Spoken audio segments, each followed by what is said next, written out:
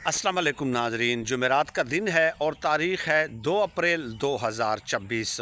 एक इंतहाई important development है जो सामने आई है। उस डेवलपमेंट के ज़्यादातर हिस्से मैं इस व्लॉग में आपकी खिदमत में पेश करूँगा।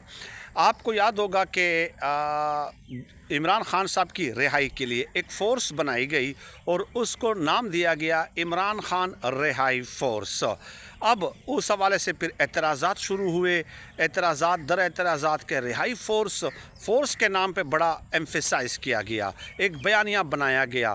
चुनाचे तहरीक इंसाफ की जानिब से ये कहा गया कि अब हम इसका नाम जो है वो तब्दील करेंगे। अब पहले वो ख़बर सुनने जो हुई क्या है, आइनी अदालत ने KPK के वज़ीर आला सुहेल आफरीदी के ख़िलाफ़ यूँ समझ लें कि एक्शन लिया है या उनको तलब कर लिया है और उनसे कहा है कि आएँ जनाब, आएँ 10 दिनों के अंदर अंदर आप हमें जवाब जमा कराएं कि आपने इमरान ख़ान साहब की रिहाई के लिए इमरान ख़ान रिहाई अमन फ़ोर्स क्यों तश्कील दी है। क्योंकि एक दरख्वास्त जमा कराई गई थी। आपको पता है कि पाकिस्तान में ये एक दस्तूर है कि कुछ लोग उठ के आ जाते हैं और वो दरख्वास्तें देना शुरू कर देते हैं, और वो कौन होते हैं ये भी आपको पता है।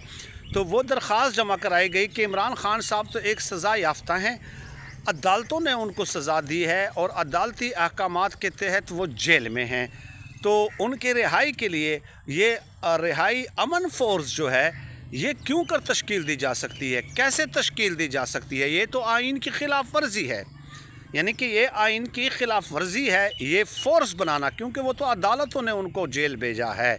अब फिर आइनी अदालत के जस्टिस अमीनुद्दीन ख़ान ने तो ज़ाहिर है नोटिस जारी करना था, कर दिया। अब यहाँ पे कई पहलू हैं जो सामने आते हैं। पहली बात यह है कि देखिए, तहरीक इंसाफ के ऊपर जब एतराज़ हुआ कि इमरान ख़ान रिहाई फ़ोर्स, तो उन्होंने कहा कि हम नाम तब्दील करेंगे।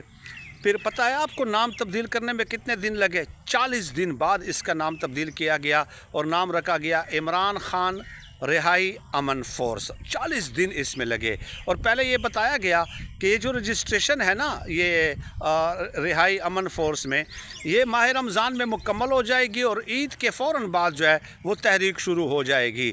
यानी ये यहाँ तक भी कहा गया कि ईद के चौथे दिन हो सकता है कि एहतजाजी तहरीक शुरू हो जाए। लेकिन पूरे माह रमज़ान में तो सिर्फ नाम तब्दील करने पे लग गए, और फिर नाम तब्दील 40 दिन बाद जब हुआ तो फिर बताया गया कि अब हम ये 3-4 दिन पहले उसकी रजिस्ट्रेशन शुरू हुई है। आपको मालूम है कि पाकिस्तान में जो एहतजाज है वो हो सकता है अप्रैल के महीने में हो सकता है, या फिर सितंबर अक्टूबर के महीने में, या नवंबर के महीने में। तो ये 4 महीने हैं कि अप्रैल या सितंबर अक्टूबर नवंबर, ये 4 महीनों में ही एहतजाज हो सकता है। मई के महीने से मई, जून, जुलाई, अगस्त में तो शदीद तरीन गर्मी की लहर होती है, उसमें तो एहतजाज हो ही नहीं सकता। अब मुझे समझ नहीं आती कि आइनी अदालत ने ये नोटिस क्यों जारी किया है। कोई तहरीक इंसाफ वाले भी कोई इतनी जल्दी में नहीं थे भाई, कोई इतने जल्दी में नहीं थे कि उन्होंने फ़ौरन ही जो है 10 दिनों में रजिस्ट्रेशन मुकम्मल करके और फिर जो है ना सड़कों पे आ जाना था। उन्होंने भी सितंबर तक जो है यूँ समझ ले कि ये जो जिस तरह की रजिस्ट्रेशन जारी है, सितंबर तक उन्होंने टाइम लेना है, क्योंकि मई, जून, जुलाई, अगस्त में नहीं हो सकता एहतजाज। तो उसके बावजूद भी ये नोटिस लेना, ये कोई उतावले नहीं थे, इतने जल्दी में नहीं थे सड़कों पे आने के लिए। वैसे ये भी वक्त गुजारी ही कर रहे हैं जो भी नाम है। और वैसे तहरीक इंसाफ के कई जो रहनुमा हैं उनसे मेरी बात भी हुई, उन्होंने कहा कि ये इमरान ख़ान रिहाई अमन फ़ोर्स की ज़रूरत ही नहीं थी। भाई क्या ज़रूरत थी?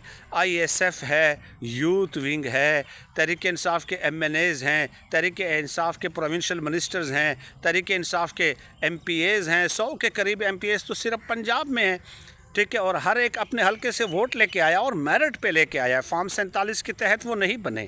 जितने MPAs MNAs बने हैं तहरीक इंसाफ के इमरान ख़ान साहब के नाम की वजह से, वो सारे फॉर्म 47 के तहत बने हैं। तो इतने बड़े बड़े हलके हैं, इतने बड़े बड़े हलके, तो वहाँ से मतलब यही काफ़ी थे ना। तो रिहाई अमन फ़ोर्स ये तो एक टाइम गुजारी का, वक्त गुजारी का एक तरीका था। बहरहाल इस चीज़ की ज़रूरत नहीं थी। अब ले लिया। हो सकता है इससे इनको तहरीक इंसाफ को एक बहाना मिल जाए कि देखिए अब तो आईनी अदालत ने हुक्म जारी कर दिया है, आईनी अदालत ने KP के वज़ीर आला को बुला लिया है, आईनी अदालत कहती है कि ये जो रिहाई अमन फोर्स है ना, ये तो गैर कानूनी है, गैर आईनी है और इसके ख़िलाफ़ हुक्म जारी कर हो सकता है जारी कर दे आईनी अदालत, ज़्यादा एक्सपेक्टेड तो यही है। तो अब तो वो जितनी रजिस्ट्रेशन हुई है वो हम मनसूख कर रहे हैं, अब देखते हैं कोई और अल्टरनेट स्ट्रेटजी अडॉप्ट करते हैं।